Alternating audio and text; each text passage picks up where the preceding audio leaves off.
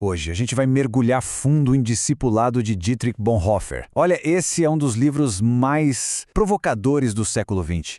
Ele foi escrito num dos momentos mais sombrios da história, com o nazismo crescendo na Alemanha, e é um verdadeiro soco no estômago da fé confortável. E as ideias dele, acredite, nunca foram tão atuais. E para a gente entender a força desse livro, a gente precisa entender quem foi Bonhoeffer. Ele não era um teólogo de escritório, sabe? De jeito nenhum. Ele foi um pastor que viveu o que pregava a um ponto extremo, chegando a participar de uma conspiração contra Hitler. Isso custou a liberdade e, no fim, a própria vida dele. Essa coerência entre o que ele escreveu e como ele viveu, nossa, isso dá um peso absurdo para cada palavra. Então, o ponto de partida do Bonhoeffer foi um problema que ele viu na igreja da sua época, um conceito que ele batizou de graça barata. Ele olhava em volta, viu um governo terrível e a igreja cúmplice, silenciosa. E ele se perguntou, por quê? A resposta dele começa aqui. Mas afinal, o que é essa tal de graça barata? Para Bonhoeffer, a graça barata é quando a gente transforma a graça de Deus numa espécie de produto em promoção. É um sistema onde o perdão é só uma formalidade, uma ideia que a gente aceita na cabeça, mas que não custa nada, não exige nada da gente.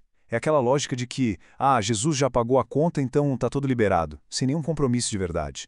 E ele não alivia nas palavras, viu? Para ele, essa graça não era só um erro de interpretação. Era uma ameaça de morte para a igreja. Porque, no fundo, ela justifica o pecado, ao invés de justificar o pecador que se arrepende. E isso paralisa a igreja bem na hora em que ela mais precisava se levantar e agir. E ele vai detalhando o que é essa fé de subtrações. É uma fé que oferece perdão, mas tira o arrependimento. Oferece o batismo, mas tira a disciplina de uma vida nova. Tem a comunhão, mas sem a honestidade da confissão. No fim, o que sobra? Uma graça sem discipulados, sem cruz. E o mais grave, sem um relacionamento real com Cristo vivo. É uma fé completamente esvaziada de poder. Mas o Bonhoeffer não fica só apontando o problema, não. Ele apresenta a solução, o antídoto. E ele chama de graça preciosa. E é aqui, gente, que a análise dele fica simplesmente brilhante. A diferença é total. A graça barata é uma coisa que a gente dá para a gente mesmo, para ficar confortável no erro. Já a graça preciosa, essa é um tesouro. Um tesouro tão valioso que faz a gente querer largar tudo para tê-lo. Ela não nos deixa do jeito que a gente está. Pelo contrário, ela nos chama para seguir Jesus. E essa é a virada de chave. Ele usa essa parábola de Jesus para mostrar uma coisa incrível. A graça preciosa não é um peso, é uma alegria. Sim, ela custa tudo que a gente tem, mas é um preço que se paga com felicidade, porque o que a gente recebe em troca é infinitamente mais valioso. E o ponto crucial é esse. Essa graça exige uma resposta da nossa parte. Ok, então como é que a gente acessa essa graça preciosa? A resposta de Bonhoeffer é surpreendente, bem desafiadora, e ela se concentra no primeiro passo de todos, o mais básico de tudo, a obediência. Sabe aquela lógica comum de primeiro eu preciso crer para depois obedecer? Pois é, Bonhoeffer vira isso de cabeça para baixo. Ele diz que o caminho é o contrário. A ordem é essa. Cristo chama. A gente dá um passo simples, imediato de obediência. E é só depois disso que a fé se torna uma possibilidade real.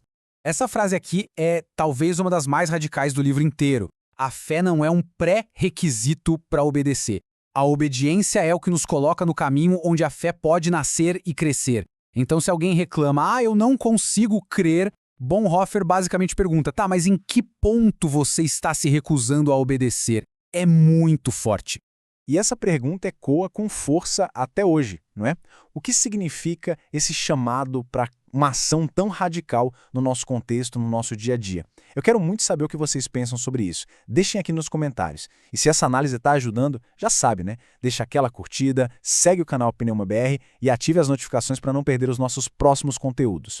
Para fechar, o Bonhoeffer nos leva para uma tensão fascinante na vida de quem decide seguir a Cristo.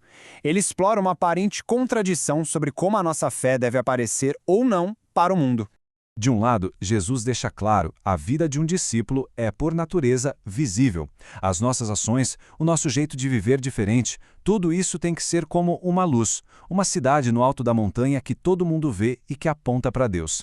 Só que logo em seguida, Jesus adverte que o discípulo não deve nem perceber as próprias boas ações. A justiça tem que ser feita de um jeito tão natural, tão em segredo que a sua mão esquerda nem fica sabendo o que a direita fez. E aí, como é que a gente junta essas duas coisas? A solução que o Bonhoeffer encontra para esse paradoxo é simplesmente genial. A vida do discípulo será, sim, visível para o mundo, mas ela deve ser invisível para ele mesmo. O foco do discípulo não está nas suas ações, no "olha como eu sou bom". O foco está totalmente em Cristo, a quem ele segue. E ao olhar só para Cristo, as ações que parecem extraordinárias se tornam para ele apenas o caminho natural da obediência. É algo que ele faz sem nem pensar. E tudo isso nos traz de volta a grande pergunta que guiou toda a vida e toda a obra de Bonhoeffer. A pergunta que ele deixa para a gente. No fim das contas, o discipulado não é sobre seguir um sistema de regras ou uma doutrina, mas sobre seguir uma pessoa. Então a questão final, a que define o custo e o valor da nossa fé é esta: quem é de fato Cristo para nós hoje?